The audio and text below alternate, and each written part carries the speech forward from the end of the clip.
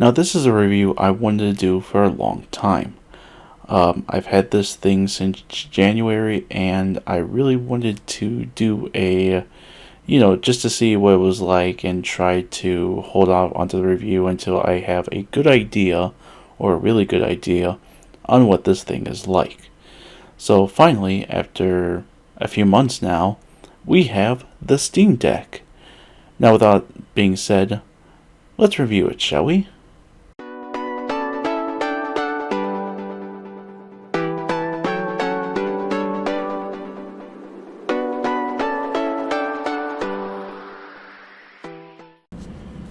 So there are three different versions for the Steam Deck. There's a $400 version for 64 gigs, 500 for 200 some odd gigs. It also has other features too, which are cosmetic or just for the Steam Deck inside and faster memory and such. And same thing with the $650 version, which has only 500 gigs.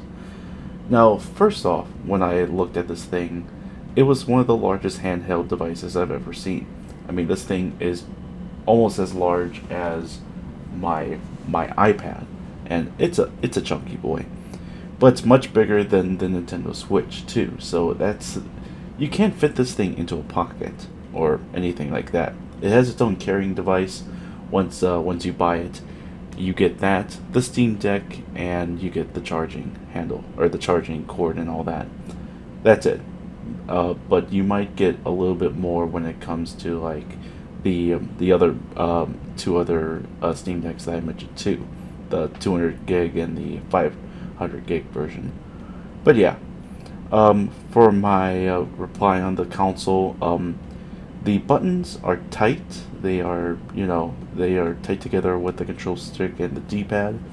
The buttons are comfortable, but they do need some force to push in, especially in the back. There are buttons on the back. It has a mouse pad, it has a touch-sensitive screen, and it also has a rumble too, which is pretty interesting. From when I was holding it every time when I was playing on the Steam Deck portable-wise, it felt very comfortable compared to a whole bunch of the systems that are on offer, especially the Nintendo Switch, which you would have to buy like a $15 or $20 version just to hold it like a controller and that. So when I was playing it and trying to get into the interface and all, one thing that you're gonna notice right off the bat compared to like Xbox, PlayStation, and Steam, the Steam it is free, so you don't need a subscription. So you're not gonna waste $60 per year on a subscription or $15 per month on Xbox Ultimate or getting exclusives in that. I also like how easily accessible. I apologize. On how all the stuff is, and just to see where's where and all that fun stuff. I think it was easily accessible within all the stuff that you need, like your downloads, your store, everything that you want. It also shows when you're browsing for games, and that shows which games work, somewhat work, mostly work, or not work at all. It can also play while decked. Oh, well, I apologize, while docked. Similar to the Nintendo Switch. But, in compared to like the Steam or like the Nintendo Switch, it doesn't have a dock, so you have to pay it separately. The version that they have is $80, but you can find an off-brand that works for pretty decently, pretty well, for a fraction of that. So the one I have is $25, and I've had problems with it sometimes, but that's only when I'm in a different TV or something just happens in that. But I have not had any problems with it since then. But I like it because it's very versatile. The pros, I would say, right off the bat, when you're playing these games, I've played Ballistic NG, I've played Gmod, I've played God of War, and retro games and RetroArch, and some of those. It works very well when it comes to the graphics. I mean, I'm very surprised on how God of War still has all the good graphics on that, especially on a Steam Deck. This thing is literally like a handheld computer, so I was kind of surprised that it worked very well with the Steam Deck, and it looked pretty nice despite the FPS droppage. Um, like I mentioned earlier, it can play both docked and portable, and to be truthful, I've been playing it docked more. Yeah, you're gonna need like an extra like a controller or that, but you can easily find one uh, that can be accessible for the Steam Deck. You can look online, or you can even use your Xbox controller or your PlayStation controller.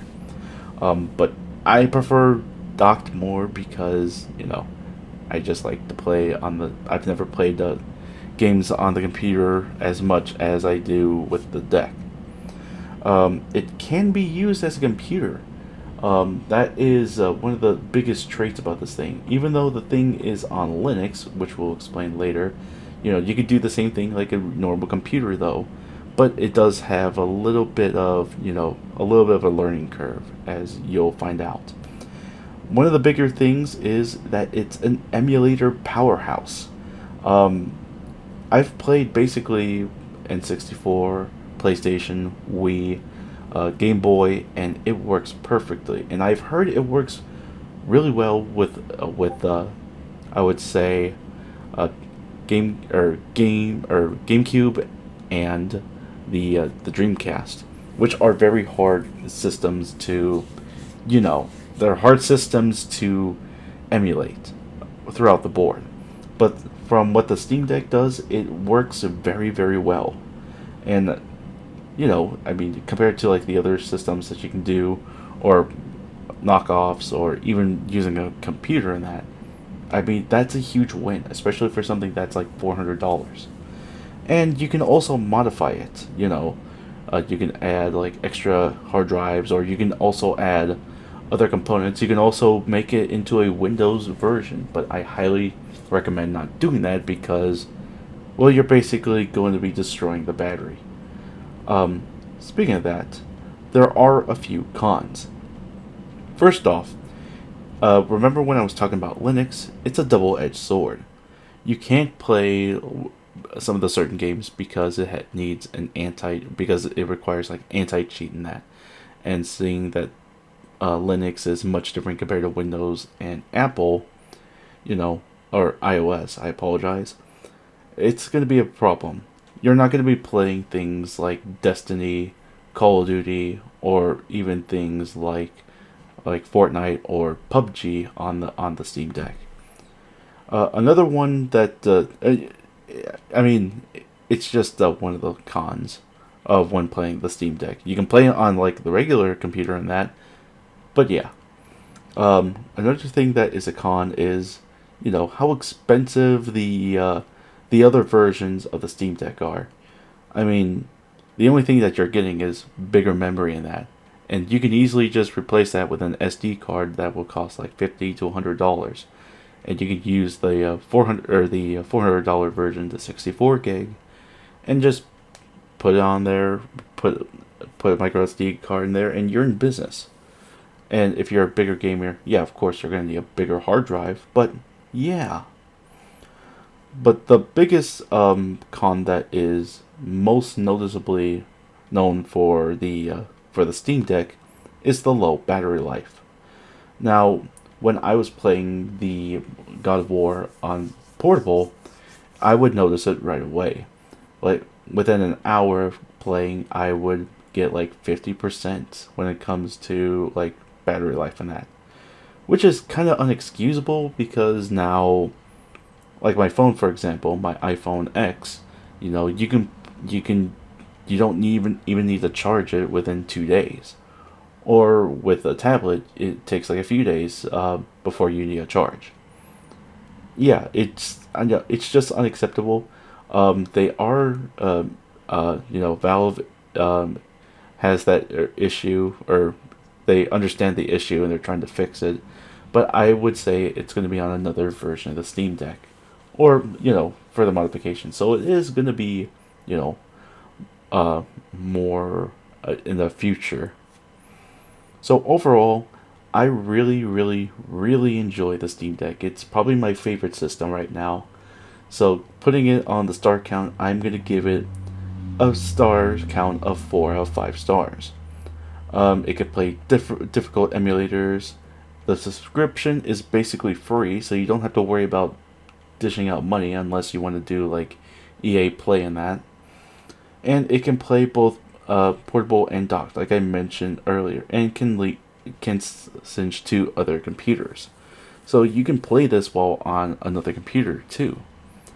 And honestly, if I were the person that was going to play for, just trying to get the Steam Deck, I would just get the 64 gig and then just get a micro SD card along with it, and you'll be good to go.